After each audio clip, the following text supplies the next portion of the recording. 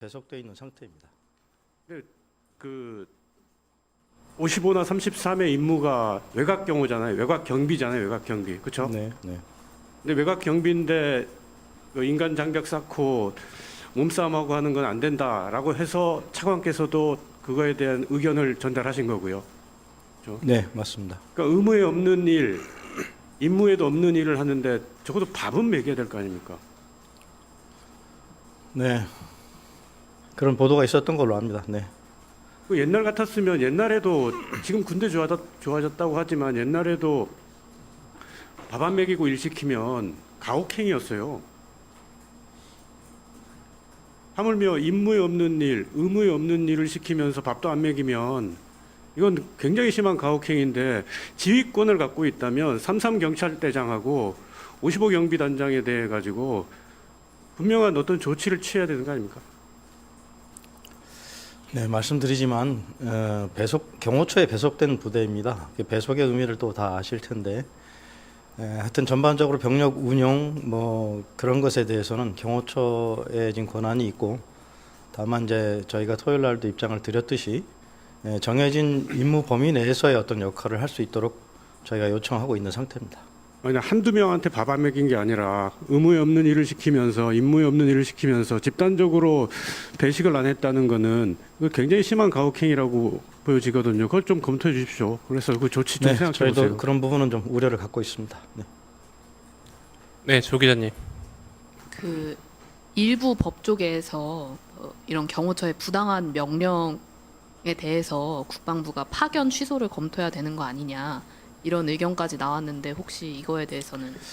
글쎄 그런 의견에 대해서 지금 현 단계에서 국방부가 어떤 말씀을 드리거나 입장을 드릴 수 있는 단계는 아직 아닌 것 같습니다. 네. 네, 김 기자님.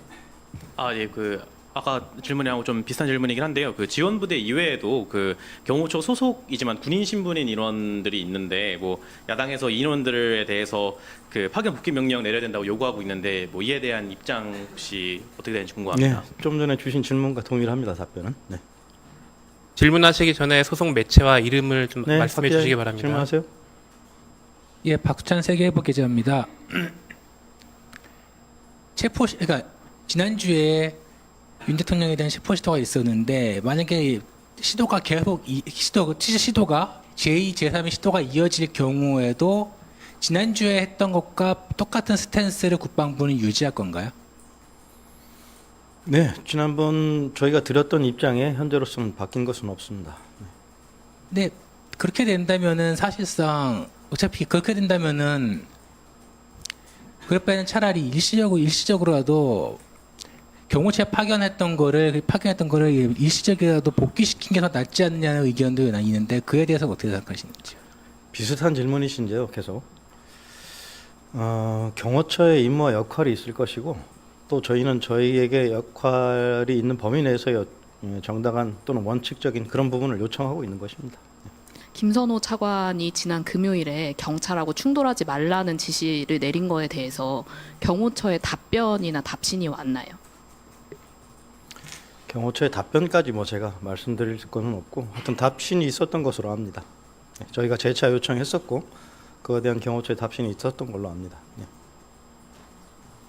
네, 네, 경향신문의 곽희양 기자입니다. 좀 전에 질문 나왔던 것과 같은 맥락의 질문인데요.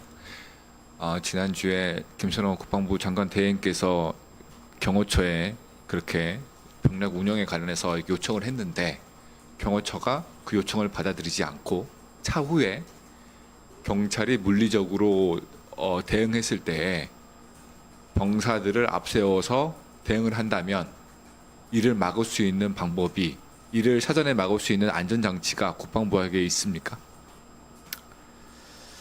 병력 운영에 대해서 금요일 또 주말간에 경호처에서 어떤 입장 발표가 있었던 것으로 알고 또 경호처가 적절한 판단을 할 거라고 생각하고 있습니다. 네. 경호처가 만약에 해당 당일에 상황이 극한으로 치달아서 경호처가 다른 판단을 했을 경우에 다른 판단을 내릴 경우에 국방부가 그에 대한 대응을 해야 되는 거 아닐까 하는 생각이 들어서요. 단순히 경호처가 앞으로 그렇게 하지 않을게라고 말을 했다고 한다면 그 말만 믿고 그 말만 100% 신뢰하고 우리 병사들을 의무복무하는 병사들을 공권력에 피해가 되는 피해자가 될 수 있는 위치에 놓이게 된다는 게 국방부로서는 책임을 다하지 않는 그런 행동이 될 수 있을 것 같은데요. 그 전에 경호처의 단순한 선의, 경호처의 단순한 구도 합의 이외에 다른 방법이 있는지 다시 여쭤보고 싶습니다. 지금 각 기자님 질문은 그 일어나지 않은 상황에 대한 가정 그리고 각 기자님의 우려 여러 가지 혼재된 상황에서의 질문이신 것 같은데요. 그 질문에 대해서 저희가 지금까지 계속 입장을 얘기해왔고 충분히 답변 드렸던 것 같습니다. 저희가 지금까지 일관되게 드렸던 답변을 참고하시면 그거에 대한 답이 될 수 있을 것 같습니다. 네, 구 기자님. 네, 한국일보 구현모입니다. 저는 이렇게 여쭤보고 싶은데 만약에 저희 군에서 그 수방사 인원들에 대해서 경찰과 충돌하지 마라고 지시를 내렸고, 근데 만약에 경호처에서 그래도 인간 방패 이렇게 뭐 팔짱 끼고 있는 행동에 투입해라 이렇게 상반된 지시를 내렸을 경우에 그러면 수방사 이 55 경비단 인원들은 누구의 통제를 받게 되는 것인지가 궁금합니다. 여러 번 말씀드렸습니다. 일단 그 병력들에 대한 통제의 권한은 경호처에 있습니다. 그러나 저희 예속된 부대들이기 때문에 당일 차관께서 경찰과 물리적으로 충돌하는 것은 적절치 않다는 지침을 현장에 있는 지휘관에게 내린 것입니다.